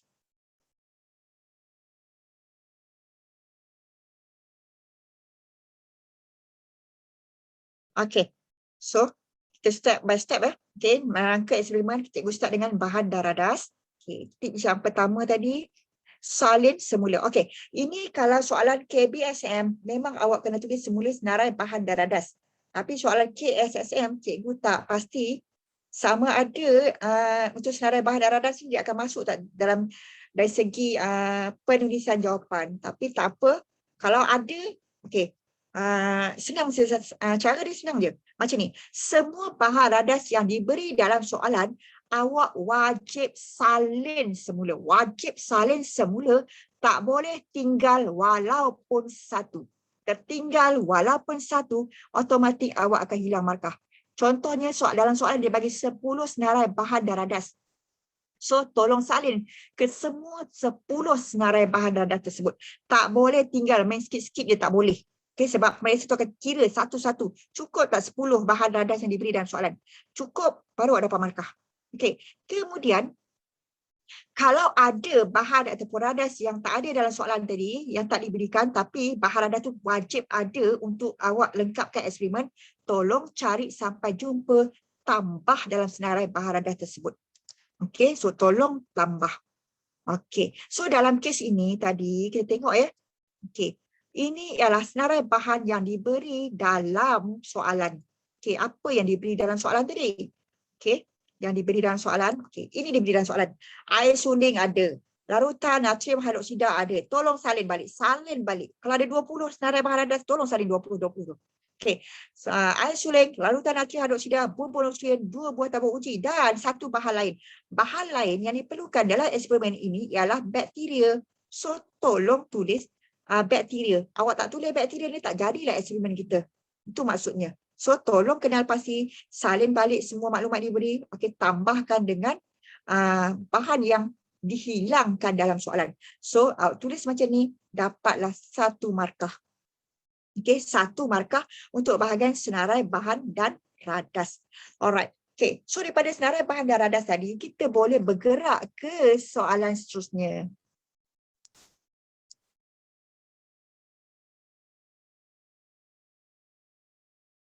Okey, soalan seterusnya. Okey, berdasarkan situasi yang diberi, rancang satu eksperimen untuk menyiasat pertumbuhan bakteria dengan menggunakan air suling, larutan natrium hidroksida, bubur nutrien, 2 buah tabung uji dan 1 bahan lain. Okey, dekat sini tadi bahan lain kita dah jumpa, iaitu bakteria. Okey, so daripada senarai bahan radas ini, okey, awak tolong kenal pasti maklumat pemboleh ubah. Okey, ada 3 pemboleh ubah dekat sini. Okey, so daripada maklumat ini, kita tolong cari ya pemboleh ubah. Okey, pemboleh ubah yang dimanipulasikan, mana nak cari? Tadi cikgu dah bagi betul. Dekat senarai bahan dan radas ni, biasa duduk sebelah menyebelah. Okey, so sebelah menyebelah. Nampak tak? Air suling, larutan natrium hidroksida duduk sebelah menyebelah. Okey, ini ialah maklumat pemboleh ubah dimanipulasi. Okey, kalau kita cerdik sikit, nampak hebat sikit. Air suling dengan larutan natrium hidroksida ni ialah larutan. So, tulislah jenis larutan. Okey, boleh tulis jenis larutan. Nampak advance sikit lah. Tapi kalau tak tahu nak tulis jenis larutan, lupalah masa tu panik kan tengah jawab SPM ni kan. Okey, masa tak yelah mengantuk ke apa kan. Terlupa. Okey, cara dia tak apa. Awak tak ingat nak tulis jenis larutan, awak boleh salin balik bahan radas, bukan radas dia bahan. Bahan yang merupakan pemboleh ubah dimanipulasi, tapi dengan syarat tolong tambah perkataan apa ni nak tambah ni? Okey, tolong tambah perkataan dan. Wajib tambah perkataan dan. Jangan tulis atau, tak boleh. Kalau atau dia akan maksud awak letak isolin atau boleh tukar isolin tu dengan larutan natrium hidroksida. So salah. Itu bukan pemboleh ubah dimanipulasi. Sekarang ni dalam situasi pemboleh ubah dimanipulasi, kita kena guna dua-dua bahan ni. Okey, so sebab tu cikgu kata boleh salin je daripada soalan. Okey, contoh tadi air suling, kita punya dalam soalan kan, tambah perkataan dan, dan juga larutan yang kedua, salin balik. Salin balik. So awak dah dapat jawapan untuk pemboleh ubah dimanipulasi. Okey, so satu cara yang pertama tulis jenis larutan. Betul, tak ada masalah sebab air suling pun larutan. Larutan natrium hidroksida pun memang larutan. So dia memang larutan, cuma jenis yang berbeza. Jadi parameternya ialah jenis. Jenis apa? Jenis larutan. Okey, cara yang kedua, salin balik bahan yang merupakan pemboleh ubah dimanipulasi, tambahkan perkataan dan. Jangan tulis atau, confirm salah. Kena tulis dan. Okey, ataupun cara yang ketiga, ini memang pelajar pintar lah. Okey, dia tahu dah jenis larutan tadi kalau air suling tu dalam keadaan neutral. Kalau natrium hidroksida tu merupakan keadaan berakali. Jadi dia tahu itu apa tu. Itu sebenarnya pH. So dia tulis nilai pH ataupun keadaan pH. Pun betul untuk jawapan pemboleh ubah dimanipulasi. So dekat sini. Okey. Cuma cikgu nak pesan kalau tulis jawapan tak payahlah tulis tiga-tiga ni. Cikgu tu contohnya 3 dia kan. Kalau tulis salah satu je. Kan 3 tak pasal-pasal salah pula. Okey. Sebenarnya nak tulis hebat tapi tercareless sikit kan. Jadi salah pula jawapan awak. So, pilih mana satu jawapan yang awak rasa yakin nak tulis betul. Itu sebagai jawapan awak. Okey. So, pemboleh ubah yang pertama, pemboleh ubah dimanipulasi. Awak dah dapat. Okey, sekarang kita teruskan dengan pemboleh ubah yang seterusnya, iaitu pemboleh ubah bergerak balas. Okey, pemboleh ubah bergerak balas pun cikgu cakap tadi ada dalam soalan. So, baca soalan dengan teliti, cari mana dia pemboleh ubah bergerak balas. Ada ke tak ada? Ada. Okey, so dekat sini ada kan? Okey, pemboleh ubah bergerak balas. Terlindung pula. Ini awak punya PB. Okey, so apa kita punya PB? Okey, dekat dalam soalan tadi tulis pertumbuhan bakteria. Ada jawapan tu dalam soalan. Okey, dekat sini kalau dalam makmal kita tak nampak bakteria tu, tapi apa yang kita nampak? Kekeruhan bubur nutrien. Ini kita nampak dalam makmal. Ini pun boleh diterima sebagai jawapan untuk pemboleh ubah bergerak balas. Ini jawapan teori, ini jawapan dalam makmal. Dua-dua betul. So sebab apa? Kekeruhan bubur nutrien itu menunjukkan bakteria membiak, pun betul.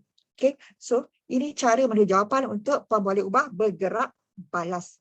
Okey, seterusnya. Okey, seterusnya kita pergi kepada pemboleh ubah yang ketiga. Okey, pemboleh ubah dimalarkan. Cara nak tulis pemboleh ubah dimalarkan, tolonglah ikut cara yang betul. Sebab apa? Kalau tak betul, awak tulis jawapan tak dapat markah. Pemboleh ubah dimalarkan ni ialah jawapan mesti ambil daripada bahan. Tak boleh ambil radas. Pantang larangnya tak boleh guna radas sebagai jawapan pemboleh ubah dimalarkan. Itu pantang larang yang pertama. Pantang larang yang kedua, bukan pantang larang. Perkara yang wajib ada yang kedua ialah cara nak tulis jawapan pemboleh ubah dimalarkan mesti ada objek. Ni objek kita lah ni, contoh bakteria. Ini kita punya objek. Dan depan ni mesti ada dia punya parameter. Kalau tulis bakteria sahaja, walaupun betul sebenarnya dari segi logik akalnya betul, tapi pemeriksa tak akan terima jawapan awak sebab tak ada parameter. So dalam kes ni, kita guna bakteria yang sama. Tulislah parameter jenis bakteria. Okey, kalau larutan, biasanya larutan parameternya ialah isi padu. Tolong tulis parameternya, isi padu larutan. Ataupun kalau bubur nutrien, kita guna isi padu kan, dengan parameter dia isi padu bubur nutrien. Ataupun kuantiti bubur nutrien. So, dekat sini tolong ingat, pemboleh ubah dimalarkan mesti ada parameter, parameter, baru tulis objek. Okey, mesti ada dua perkara ini untuk pemboleh ubah dimalarkan. parameter dan juga objek. Awak tulis objek sahaja, babailah markah tu. Awak tak akan dapat markah. Penat menulis jawapan, habis jawab pen, buang masa tapi tak dapat markah. Okey, itu cara menulis pemboleh ubah dimalarkan. Okey, alamak dah dekat 10.30 ya. Cikgu laju sikit lah ya. Okey. Okey, seterusnya.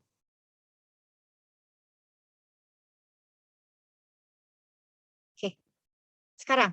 Okey, tadi awak dah ada maklumat pemboleh ubah. Okey, dah ada maklumat pemboleh ubah dimanipulasi, dah ada maklumat pemboleh ubah bergerak balas. Sekarang kita dah boleh tulis jawapan untuk tujuan.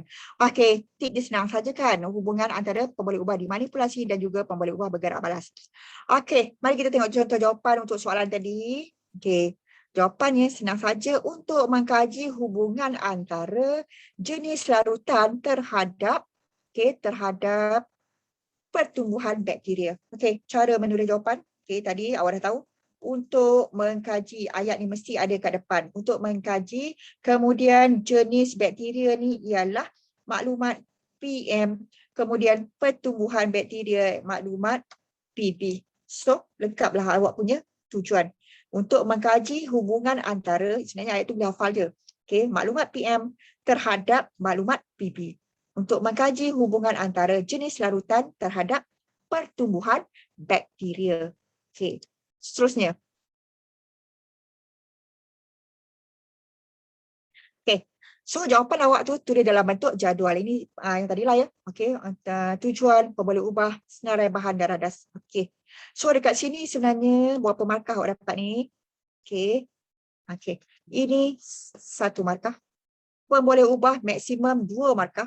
Bahan radas 1 markah. Cuma bahan radas ni kita kena tengoklah format baru ni ya, ada ke tak ada. Okey. Okey, so setakat ni confirm kalau boleh jawab macam ni, 1 markah untuk bertujuan, 2 markah untuk pemboleh ubah. Okey, awak tanya kenapa cikgu bagi pemboleh ubah ada 3 pemboleh ubah kan? Markah dia 2. Ya, memang macam tu. Cara dia maksimum markah untuk pemboleh ubah memang 2, bukan 3. Alright. Okey, so bahan radas 1 markah. Okey, seterusnya. Okey, sekarang kita nak tulis prosedur ataupun kaedah. Tadi cikgu dah ajar, pandai kan? Macam nak tulis kan? Okey, yang pertama, tolong lukis rajah. Rajah berapa banyak nak lukis? Kebiasaannya 2 lah, ikut pemboleh ubah kita lah. Ada berapa banyak? Kalau biasa dalam soalan memang 2 je pemboleh ubah. Pemboleh ubah dimanipulasi. Ikut keadaan pemboleh ubah dimanipulasi. So, kebiasaan soalan SPM hanya 2 pemboleh ubah dimanipulasi yang terlibat. So, lukislah 2 rajah. Lepas tu, buatlah ayat. Ada 5 ayat cikgu cakap tadi. Okey, ayat dia apa? Yang pertama ada maklumat pemboleh ubah dimanipulasi yang pertama, ayat proses. Kemudian ayat yang ketiga, pemboleh ubah dimanipulasi yang kedua. Ayat yang keempat, rekodkan bacaan keputusan. Ini penting. Alright, ini markah yang keempat. Okey, tips ni awak dah tahu, panduan dah tahu. Kita tengok contoh jawapan. Alright, okey, ini contoh jawapan untuk soalan tadi lah. Okey. Lukis rajah, cikgu cakap tadi buat rangka dulu kan. Lepas tu, okey, lukis rajah. Alright. Okey. Dekat atas ni tadi, cikgu kata senaraikan bahan radas semua yang diberi. Okey, kita ada air suling, kita ada larutan natrium hidroksida, kita ada bubonutrien, kita ada 2 buah tabung uji, kita ada bakteria yang awak cari tu. Okey, so daripada senarai bahan yang radas yang kita ada ni, lukislah rajah. Takkan lukis tabung uji pun tak tahu kan? Okey, lukislah cantik. Alright. So, dekat sini ada 2 rajah. Ini rajah yang pertama, ini rajah yang kedua. Alright. Okey. So, kita ada berapa tabung uji tadi? 2 tabung uji. Tabung uji pertama, tabung uji kedua. Dalam tabung uji ni kita nak masukkan apa? Kita masukkan, sebenarnya kita masukkan pemboleh ubah dimalarkan dulu. Apa yang kita nak masukkan? Bubur nutrien dan juga kutu bakteria. Dekat sini pun sama, pemboleh ubah dimalarkan, bubur nutrien dan juga kutu bakteria. Ini ialah yang apa yang awak tulis sebagai jawapan pemboleh ubah dimalarkan tadi. Ingat tak? Isi padu bubur nutrien ataupun kuantiti bakteria, jenis bakteria, ini semua dimalarkan. So, bila cikgu sebut sebagai pemboleh ubah dimalarkan, tolong masukkan dalam tabung uji yang pertama dan juga dalam tabung uji yang kedua. Jangan tertinggal. Katalah kat sini bubur, kat sini tak bubur. Tak jadilah dia pemboleh ubah dimalarkan. Sebab tu cikgu cakap dekat rajah ada maklumat pemboleh ubah dimalarkan, kemudian maklumat pemboleh ubah dimanipulasi. Okey, yang ini pemboleh ubah dimalarkan. Okey, yang ini pun pemboleh ubah dimalarkan. Alright. Okey, so rajah awak dah lengkap ya. Kita dah ada, bukan dah lengkap, dah masukkan pemboleh ubah dimalarkan. Alright, Okey, seterusnya daripada rajah ni kita masukkan maklumat pemboleh ubah dimanipulasi. Apa maklumat pemboleh ubah dimanipulasi kita? Kita ada air suling, masukkan dalam tabung uji yang pertama. Kemudian cikgu cakap tadi, okey, ini sahaja kita tukarkan. Okey, dalam dua rajah ni ini sahaja yang awak tukar. Okey, ini pemboleh ubah dimanipulasi yang pertama, ini ialah pemboleh ubah dimanipulasi yang kedua. Maklumat ini sahaja yang awak tukar pada dua rajah ni. Yang lain awak malarkan ataupun kekalkan biar sama. Okey, maklumat lain tak boleh ubah. Ubah hanya maklumat pemboleh ubah dimanipulasi sahaja pada dua rajah ni. Okey, so maksud cikgu dekat sini, pemboleh ubah dimanipulasi dah ada dekat tabung uji yang pertama. Janganlah pula awak tulis air suling dekat pemboleh ubah dimanipulasi yang kedua ni. Tak boleh lah. Alright, so dekat sini jelas ya? Okey, so rajah awak dah lengkap, dah guna semua maklumat yang diberi dalam soalan ni. Okey, dah guna semua, dah masukkan semua dekat rajah ni. Okey, sekarang buat ayat. Ayat tadi yang pertama cikgu cakap ayat ni standard.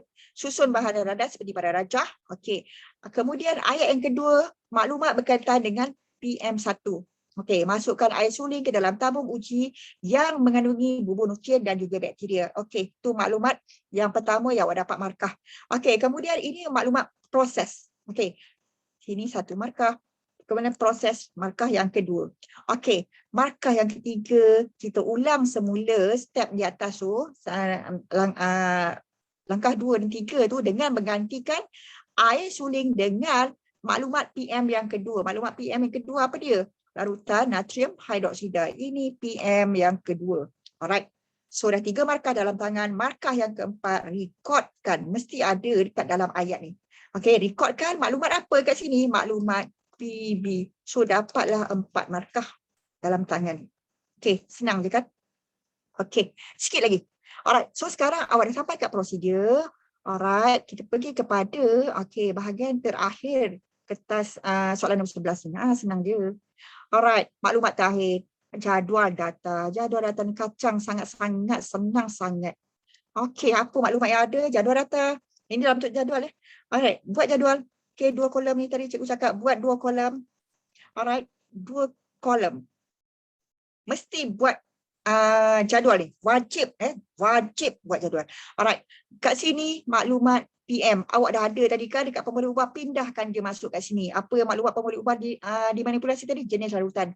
Jenis larutan apa kita guna? Yang pertama air suling. Yang kedua larutan natrium hidroksida. Okey, dapat. Tapi kalau isi ini saja, sebelah sini awak tak isi, tak dapat markah ya. Wajib isi kat sebelah sini. Pemboleh ubah bergerak balas. Apa jawapan pemboleh ubah bergerak balas tadi? Ambil salah satu cukuplah, jangan tulis dua-dua. Cikgu tulis dua-dua kan. Okey, dah ada nak tidur ya, tunjuk gambar katil lah. Okey, pertumbuhan bakteria. Ataupun tak nak tulis pertumbuhan bakteria, boleh ambil yang ni. Ikutlah tadi kat atas tadi, jawapan awak pemboleh ubah bergerak balas yang mana satu. Okey, so yang ini pembetul, yang ini pembetul. Tulis salah satu je, jangan tulis dua-dua kat sini. Alright, so siaplah awak punya soalan nombor 11. Alright, jam cikgu 10.30. Alright, so habislah penerangan. Sebenarnya cikgu ada lagi contoh nak tunjuk, tapi sebab dah 10.30, cikgu rasa ramai dah nampak apa bantal Okay, so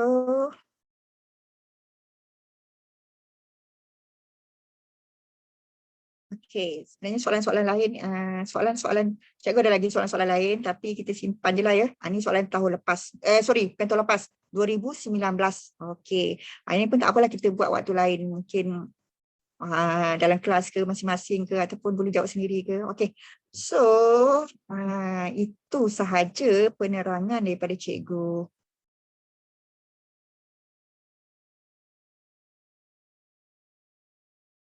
Okey. So, boleh faham tak untuk malam ni? Boleh. Boleh faham tak cikgu faham? Boleh. Wow, boleh. Alright. Okay, so itu sajalah penerangan daripada cikgu untuk malam ini. Okay, cukuplah ya Cikgu Anwar. Okay, cikgu faham, saya pun faham. Oh, alhamdulillah. Okay, bolehlah saya tidur lena malam ni. Okay, itu sahaja daripada cikgu. Terima kasih. Ada berapa orang malam ni? 80. Okay, itu sahaja daripada cikgu. 78 je ya. Okay, itu sahaja daripada cikgu untuk soalan nombor 11. Cikgu harap boleh jawab soalan nombor 11 dengan baik. Okey, mungkin boleh praktis kot banyak kali. Bila praktis selalu tu boleh jawab dengan mudah lah. Cikgu harap 10 markah dalam tangan untuk soalan nombor 11. Okey, itu sahaja daripada cikgu. Terima kasih cikgu. Terima kasih, Cikgu. Terima kasih, Cikgu. Sama-sama. Terima kasih, Pada Cikgu. isi keadilan Cikgu, terima kasih, Cikgu. Atas segalanya. Terima kasih, Cikgu. Terima kasih, Cikgu. Zaid Zikri. Terima kasih, Cikgu. Zaid Zikri. Selamat bercuti cikgu, selamat bercuti. Imran. Nak bercuti semua. Macam nak keluar? Terima kasih cikgu. Terima kasih, Cikgu. Selamat bercuti cikgu. Macam nak keluar? Kaki, Cikgu. Bye-bye. Terima kasih cikgu. Assalamualaikum.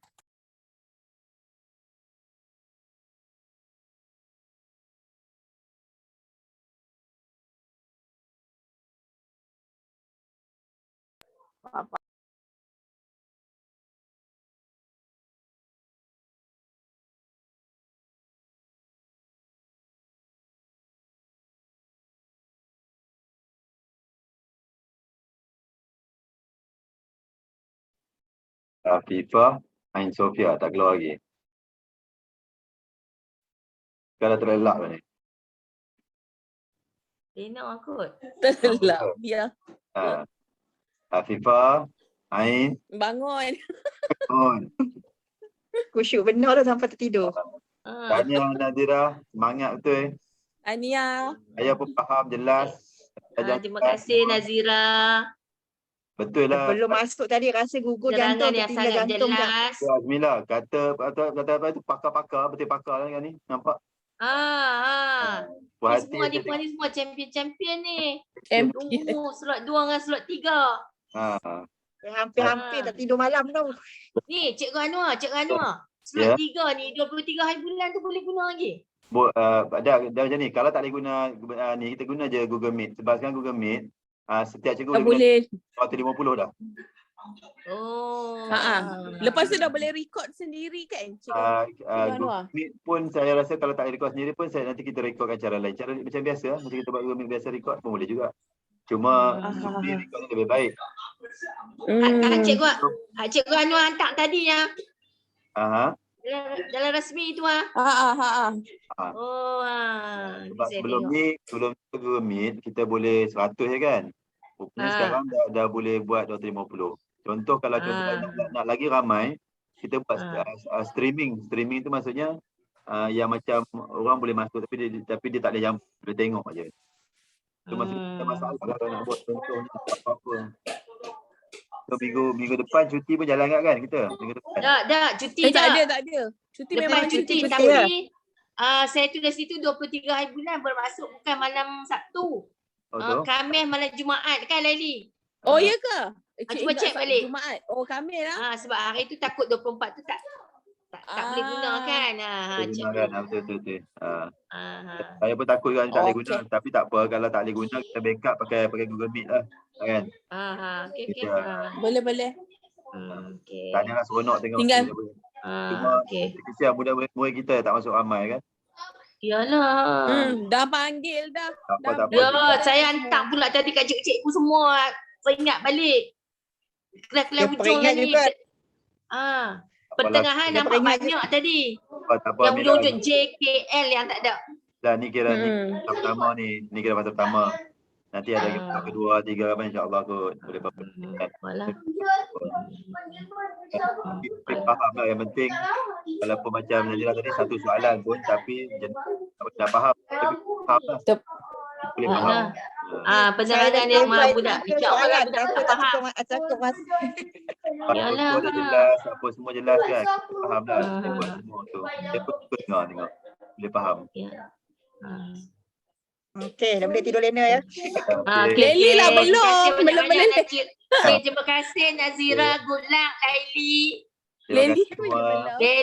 Okey. Laili kena fight Laili ya. Lebih baik lagi ya. Tak lena lah ni. Okey. Terima kasih semua. Terima kasih. Assalamualaikum. Selamat cuti. Terima kasih semua. Ya, sama. Selamat bercuti.